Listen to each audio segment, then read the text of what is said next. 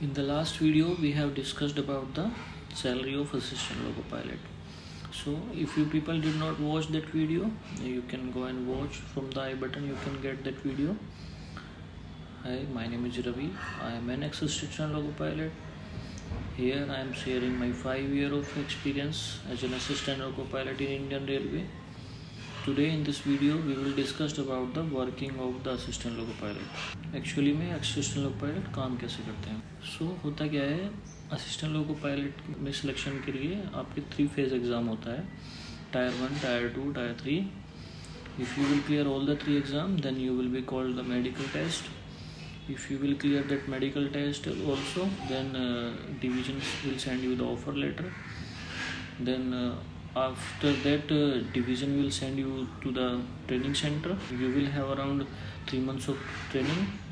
Then after the training, then you will be posted at your lobby wherever division will want, or according to the vacancy you will be posted at your lobby.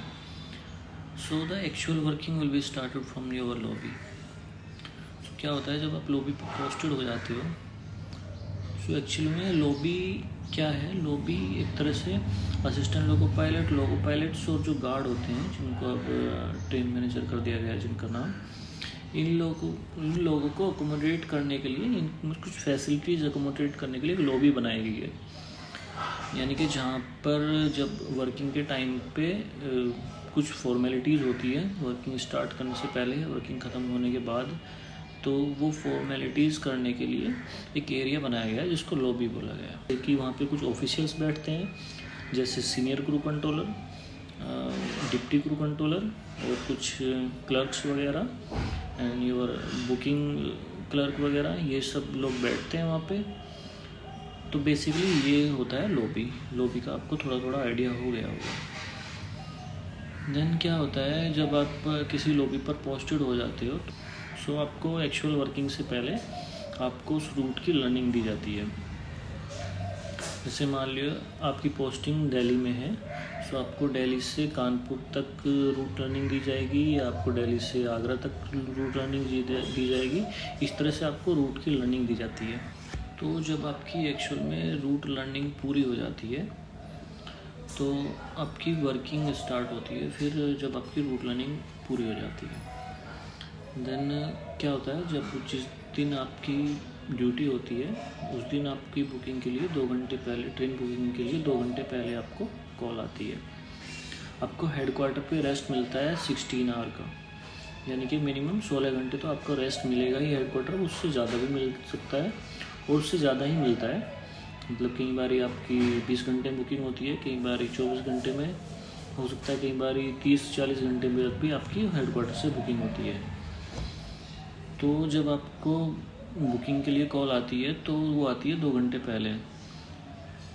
उस 2 घंटे में आपको जो भी formalities करनी हो, जैसे कि आपको खाना प्रिपेयर करना है, जाने के लिए खाना बनवा सकते हैं, और भी कुछ ज़रूरी कुछ काम हो आपका, वो सब करने के बाद जैसे ही आप लॉबी पर पहुंच जाते हैं तो लॉबी पर भी कुछ फॉर्मेलिटीज़ होती है. साइन ऑन होता है. साइन ऑन प्रोसेस में आपका बायोमेट्रिक भी होता है, आपका ब्रेथ एनालाइज़र भी होता है, ताकि आपका ये डिटेक्ट हो सके कि आपने कोई अल्कोहल वगैरह कंज्यूम तो नहीं की है.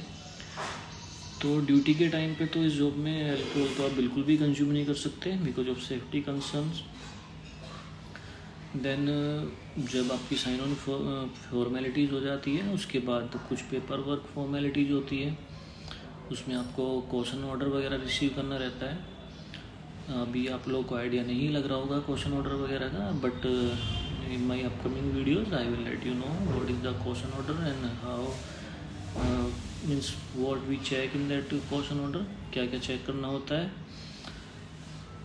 ये सब फॉर्मेलिटीज़ करने के बाद फिर हम जहाँ से हमें ट्रेन रिसीव करनी होती है वहाँ पे पहुँच जाते हैं यार्ड वगैरह में. यार्ड पे तो यार्ड पर, या प्लेटफॉर्म पे है तो किसी प्लेटफॉर्म से हम लोग को ट्रेन रिसीव करने के बाद डिपार्चर करते हैं. देन जिस डेस्टिनेशन पर ट्रेन पहुंचानी होती है, जैसे कि मैंने आपको एग्जांपल बताया कि आपकी पोस्टिंग अगर दिल्ली में है तो आपकी बुकिंग अगर कानपुर या आगरा के लिए हुई है, लेट्स सपोज आपकी बुकिंग कानपुर के लिए हुई है, तो आप जब वहाँ से डिपार्चर कर जाओगे देन आप कानपुर डेस्टिनेशन पहुंचने के बाद आपको जब आप वहाँ पे पहुंच जाओगे डेस्टिनेशन, वहाँ पे भी आप लॉबी पर रिपोर्ट करोगे। वहाँ पे भी कुछ फॉर्मेलिटीज़ होती हैं। वो फॉर्मेलिटीज़ करने के बाद में फिर आप वहाँ से रनिंग रूम में जाते हो। Running room like you can say like a hotel. वो असिस्टेंट लोको पायलट्स और ट्रेन मैनेजर्स के लिए एक होटल की तरह बनाया गया है। के लिए वहाँ पे सारी फैसिलिटीज़ अवेलेबल रहती है। आपको फुल फर्निश्ड रूम मिलता है with air condition, AC room मिलता है। आप कोई प्रॉब्लम नहीं होती वहाँ पे स्टे करने में, बिकॉज लोको पायलट्स लोगों को अच्छे से रेस्ट करना, क्वालिटी रेस्ट करना होता है। तो फैसिलिटीज़ ऐसी दी गई है ताकि आपकी जो रेस्ट हैम्पर ना हो। देन क्या होता है, वहाँ पे आपकी खाने की फैसिलिटीज़ होती हैं। तो आप क्या होता है कि रेडीमेड खाना भी मिलता है मेस में। तो टोकन मनी एक होती है 5 से 10 रुपये के आसपास, उसमें आप उसके बेसिस पे आप खाना खा सकते हैं। और ऑफ कोर्स जिसको नहीं भी पसंद है वो खाना, तो बाहर से भी आप कुछ ख़रीद के वहाँ पे शेफ को दे देते हैं, तो बनवा के खा सकते हैं आप भी। तो जब आप रनिंग रूम में रेस्ट कर रहे होते हैं तो वहाँ पे आपको मिलता है ऑलमोस्ट 8 घंटे का रेस्ट मिलता है।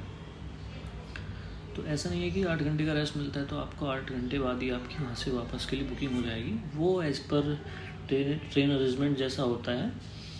वहाँ से अगर 8 घंटे के बाद अरेंजमेंट नहीं हुआ ट्रेन का तो आपको थोड़े ज़्यादा टाइम भी लग सकता है। आपको 10 घंटे बाद भी या 15 घंटे बाद भी आपकी बुकिंग हो सकती है वहाँ से, आउट ऑफ हेडक्वार्टर से। देन जब आपकी बुकिंग हो जाएगी वहाँ से हेडक्वार्टर से, देन आप अपने हेडक्वार्टर की तरफ ट्रेन लेकर जाएंगे। देन आप अपने हेडक्वार्टर पहुँच जाएंगे तो वहाँ पे सेम वही प्रोसेस, आपको 16 आवर का रेस्ट दिया जाएगा मिनिमम। ज़्यादा से ज़्यादा आपको 24 घंटे भी हो सकते हैं, 30 घंटे भी हो सकते हैं, 40 घंटे भी हो सकते हैं। There is no limit of that. तो जब आप सेम वही प्रोसेस फिर आप रेस्ट कंप्लीट कर लेंगे, देन आपकी बुकिंग फिर आपके हेडक्वार्टर से होगी। देन आप फिर से ट्रेन आपको लेके जानी पड़ेगी जहाँ की आपकी बुकिंग होगी। सो आपको एक ऑलमोस्ट आइडिया हो गया होगा कि एक्चुअल में असिस्टेंट लोको पायलट और लोको पायलट काम कैसे करते हैं। So if you people feel like I should tell the actual working of assistant loco pilot और loco pilot, what they do during their duty, वो करते क्या क्या है ड्यूटी के दौरान, क्या क्या सेफ्टी चेक्स करनी होती है, ये सब चीज़ें अगर आपको जाननी है तो आप मुझे कमेंट सेक्शन में बताइए। I will make the separate video on that. Thank you for watching and please like, share and subscribe this video so that whenever I will upload the next video it can reach you easily. It can reach to those person those are preparing for railway job and those want to come in this job. Thank you for watching.